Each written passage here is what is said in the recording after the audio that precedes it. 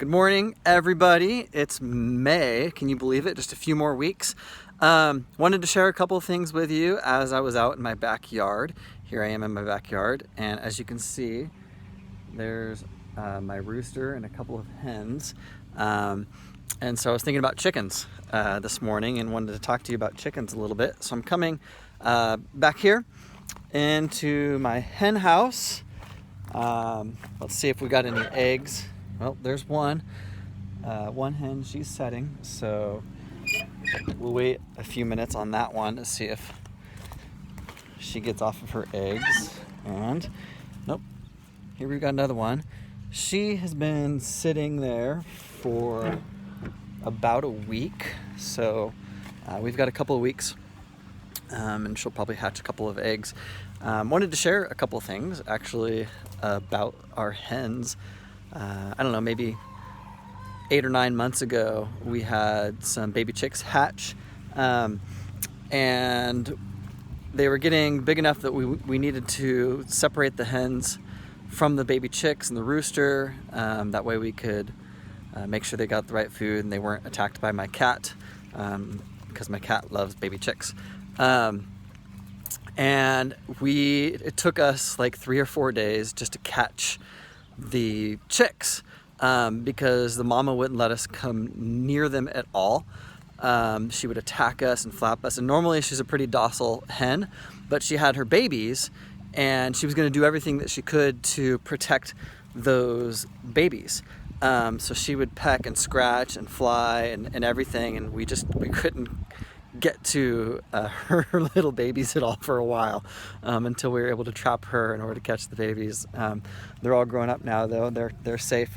So that's something that happened a little while back. Also, there was a time where we had 2 roosters, and the rooster's job is basically to protect the flock, as well as to make sure that the hens have plenty of chicks. But anyway, we came home one day and there was a rooster carcass just right out in front of the hen house, and clearly some type of predator had come by, whether it was a raccoon or a coyote or something, we don't know.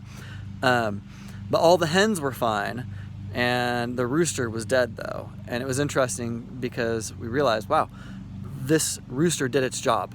Like, that's exactly what he was supposed to do, was to protect the hens. And so we might think of chickens kind of as stupid birds, or like, they're not capable of flying or anything like that, but they're actually pretty brilliant, and good examples of a lot of things. The third thing I wanted to share with you about our chickens is this didn't happen with us. It might have happened with my wife, but I know I heard it somewhere. There's a handful of stories out there about hens where there's a fire in the house, or in the field or something like that, and people will come by after a fire is swept through, and they'll find this dead hen, and then lift it up, and underneath are live chicks that she had protected underneath her wing, because she cared more about the life of her babies than her own, and she knew that was her job, was to protect them. We haven't had that experience yet, thankfully. We haven't had any fires at our house. But anyway, as you were looking at this idea of justice this week, justice for the weak, and making sure that we lift those up around us and don't push them down. And as Christians, that's kind of our role that God has placed us here for, is to seek justice and to do good, like a chicken. So I guess I'm challenging us to be more like chickens this week. We read about justice for women and how Jesus radically shifted the world's ideas about how to treat women. And he wasn't doing anything new. He was reminding his people about what God had called them to from the very beginning, right? He made them Adam and Eve. They bore his image. And because men had taken control in the world, they oppressed women, and it wasn't the way for the people of God. And you can even go through the book of Leviticus and Deuteronomy and see all sorts of things where God is doing something different for women, and he's protecting them, where no other laws in the world at that time were doing those things. But Jesus purposefully sought out women to show them kindness and love and let them know that they had value beyond their ability to make babies. And we should do the same in our world. There's still plenty of injustices, especially around the world, for women who are simply just enslaved and trapped where they are, and they're oppressed. And it's we who need to look for those opportunities to see how we can help them out. There are a lot of women that feel trapped for various reasons in their situations, and so that's something that I encourage us to look at how we can help out. This week you're looking at children also, and how Jesus treated children differently. Again, they were considered like unimportant and not even humans until they're old enough to do some work around the house. Yet our society views children completely differently, and we adore them and love them and are always trying to please them and things like that. And that just wasn't the case in the first century at all. They were used and abused and tossed aside and just always considered in the way. And so Jesus started to remind people, no, like, children are a blessing from the Lord, and treat them well and serve them. And again, there's a lot of children in this world that are trapped in their situations, especially during like this time right now where people are locked home. Child abuse is increasing like crazy, and it's really sad.